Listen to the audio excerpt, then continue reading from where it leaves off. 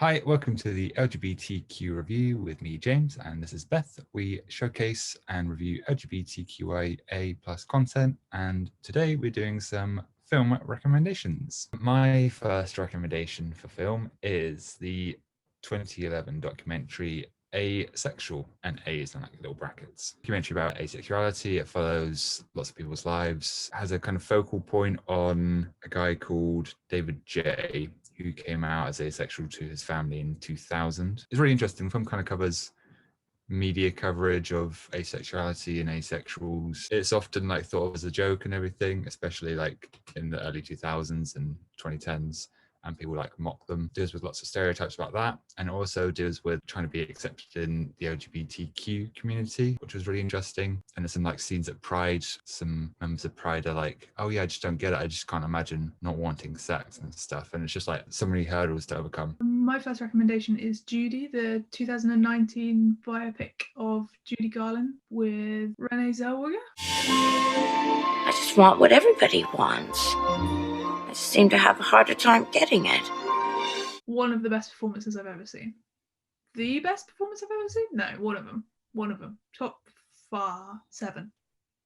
Yeah, it's really good. Obviously, it's not like massively gay, but it still is very gay. I think what I'm saying is she's not gay, obviously. This is not like a big revelation about Judy Garland. It's about the period of time when her career is in decline and she's in England doing the shows at the Palladium. She has some really nice fan interaction with some gay men, which is just great. My next recommendation is Cloud Atlas, the 2012 sci-fi film. There's a couple of reasons why I suggest it. Obviously, the Wachowski siblings, like retrospectively, you can look at their career and see a lot of queer content, and like people talk about The Matrix a lot about that. I prefer this film, actually. I think it's really good. I think it's underrated. It's like lots of short stories put together, and there's like lots of threads, and it all kind of comes together at the end. Based on the book by David Mitchell, stars people like Halle Berry, Tom Hanks, Hugh Grant. There's like a couple of stories with that actual queer character, like the composer who's played by Ben Whishaw. But yeah, there's lots of stuff in it, and it's really good. My next recommendation is A Fantastic Woman, the 2017 Chilean drama film directed by Sebastian Lelio. Follows Marina, who's a trans woman after the death of her partner and her dealing with his family, but it's really good as a dance. My next recommendation is Eurovision Song Contest, The Story of Fire Saga, which is a 2020 Netflix film. Stars Will Ferrell and Rachel McAdams. I watched it over lockdown with some friends. We did like a Zoom kind of watch thing, fun film to watch like that. Got some really lovely stuff in it, and it's also got some like Will Ferrell zaniness. So one drags down the other. It's just like fun and very like colourful and beautiful. A lot of it's set in Iceland, which is like a beautiful place, and they get to wear some amazing costumes. I think lots of people will find it fun if they like Eurovision. It's the same kind of, they tried to capture that. My next recommendation is Monsoon, a film about a young British Vietnamese guy who goes to Vietnam after leaving as a baby. It's really good. It's all beautiful and stuff. Henry Golding plays the main character, and he's from Crazy Rich Asians and Last Christmas and all that good stuff. My next recommendation is the 2005 comedy drama Breakfast on Pluto, which is still a long time ago, and I can't think of why we haven't talked about it before on this. Stars Cillian Murphy as a trans woman, Kitty. It's based on the book of, is it the same name? I'm pretty sure it's the same name, by Patrick Patrick McCabe, and it's set in Ireland. Films like in 32 chapters, traveling story.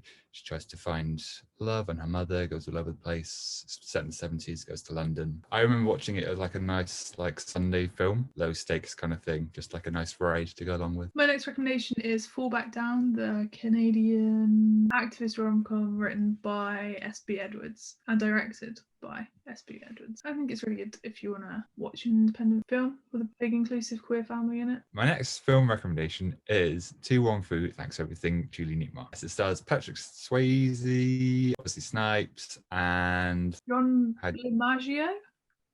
And it's like a lovely like road movie, and they go to this town because they break down and they help the town out, and they're just like these magical beings that sort all these problems out. My next recommendation I haven't seen, so it's a bold thing to do, but yeah, Okay. It's going to be massive. I don't know if it's going to be good or bad. I think it'd be weird not to mention it. Prom on Netflix, which is Ryan Murphy's Netflix spectacular. I don't know if it's going to be really good, but it's going to be very gay. I want to assume that it's going to be really good because it's Ryan Murphy and it'll just be like big and over the top. But also I know that James Corden is in it and that he's playing a gay man. So I can only imagine that that will be absolutely horrific because America hasn't learned what a twat he is yet. They will. They'll learn. I've seen the articles against James Corden, so your worries will be explored.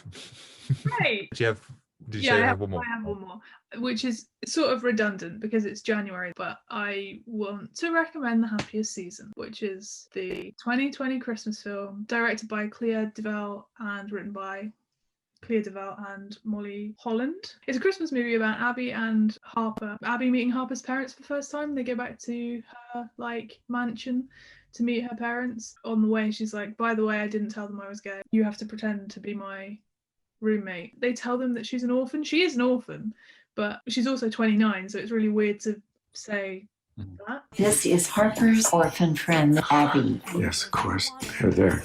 You're so brave.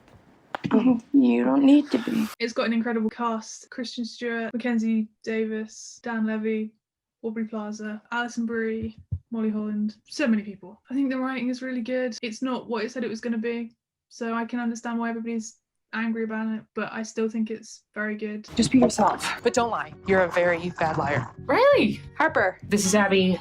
Abby is my orphan roommate. I am an orphan, but we live together as friends, like acquaintances. Oh, please stop. Yeah. Basically, it's about coming out. I think that's a good note to end on as a last film. That was our recommendations. If you have any recommendations, you can let us know and we'll try to get to them. We have been James and Beth. You can follow us at DQ_review on Twitter. You can like and subscribe if you feel so inclined. Hope you enjoy the recommendations.